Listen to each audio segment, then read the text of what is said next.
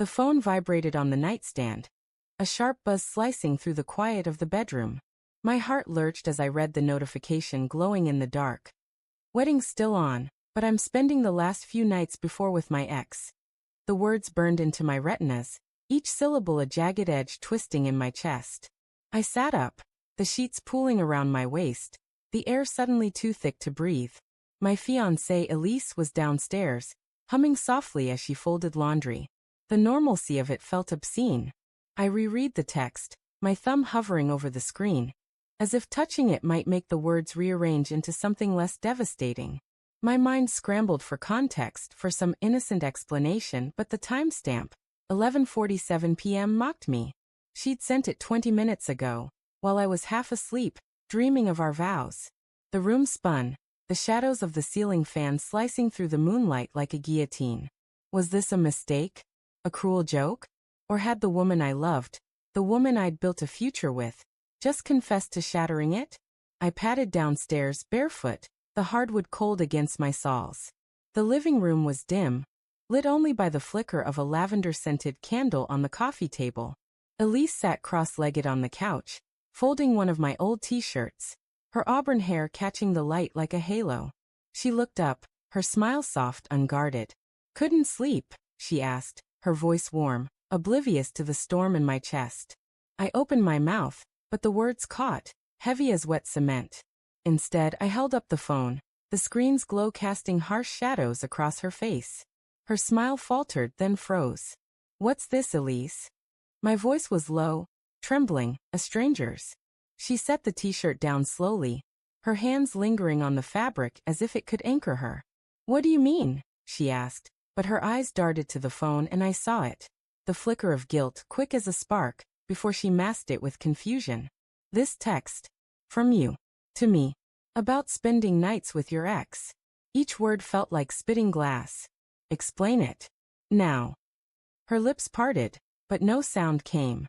The silence stretched, thick with the hum of the refrigerator in the kitchen, the distant tick of the clock. Her fingers twisted in her lap, and I noticed her engagement ring, my grandmother's, reset with a sapphire because Elise loved blue, catching the candlelight. It looked wrong now, like a prop in a play gone off script. "It's not what you think," she said finally, her voice barely above a whisper. She stood crossing her arms, her bare feet shifting on the rug. "It's complicated."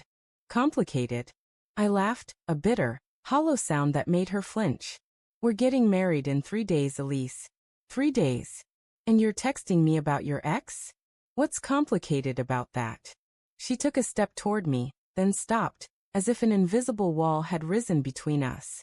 "It's not about feelings for him, Matt. It's not like that. It's closure." Closure. My voice cracked, anger and disbelief tangling in my throat. "You need closure with Derek 2 nights before our wedding? What kind of closure requires nights?" Her eyes glistened, but she didn't cry. She never cried, not even when we fought, which was rare. That restraint, that quiet strength, was one of the things I'd loved about her. Now it felt like a shield. "You don't understand," she said, her voice steadier now. "Derek's been reaching out. He's struggling. He needed to see me, to talk. I didn't want to tell you because I knew you'd overreact." Overreact. I stepped closer, the phone still clenched in my hand. "You're sneaking around with your ex, and I'm overreacting? Did you meet him already? Did you?" My voice broke, the question too heavy to finish. The image of her with him, laughing, touching, sharing secrets, clawed at my mind. "No," she said quickly, her hands raised as if to push the accusation away. "I haven't seen him. Not yet. I was going to tell you tomorrow, I swear. I didn't want to hurt you." The words landed like a slap. "Not yet." My knees buckled, and I sank onto the arm of the couch, the phone slipping from my hand to the cushion.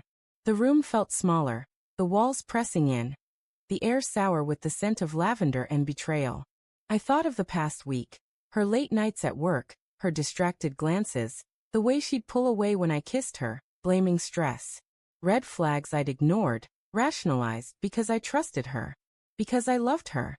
"Matt," she said, kneeling in front of me, her hands hovering near mine but not touching. "I love you. This isn't about love. Derek's in a bad place. He's been spiraling since we broke up, and I feel responsible. I just need to make sure he's okay before we start our life together. Her words were earnest, her eyes pleading, but they felt hollow, like a script rehearsed too many times. I remembered Derek, tall, charming, with a laugh that filled rooms. They'd dated for 3 years before we met, and she'd always spoken of him with a quiet respect, never bitterness. I'd admired that, her ability to let go without resentment. Now I wondered if she'd ever let go at all. Why didn't you tell me? I asked, my voice barely audible. If it's so innocent, why hide it? She looked away, her jaw tightening. Because I knew you wouldn't understand. You've always been jealous of him. Jealous? I stood, pacing the room, my bare feet slapping the hardwood. I trusted you, Elise. I didn't care about your past. But this? This is you choosing him over me, days before our wedding. That's not true, she shouted, standing now, her voice sharp with desperation. I'm choosing us. I'm trying to close that chapter, so we can start fresh. You're twisting this into something it's not. Am I? I stopped, facing her, my heart pounding so hard I thought it might crack my ribs. Then why the text? Why say you're spending nights with him? What am I supposed to think? Her silence was louder than any answer. She hugged herself, her shoulders hunching, and for the first time, I saw fear in her eyes, not of me, but of something unraveling inside her. The candle flickered, casting long shadows that danced across her face, and I wondered who she was in that moment. The woman I loved, or a stranger wearing her skin. I don't know what to say, she whispered. I didn't mean for it to sound like that. I need to see him. One last time. The words hung between us, heavy, final. I wanted to scream, to shake her, to demand she take it back.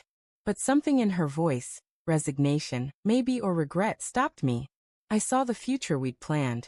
Our small wedding by the lake, the house we'd buy, the kids we'd raise, crumbling like ash.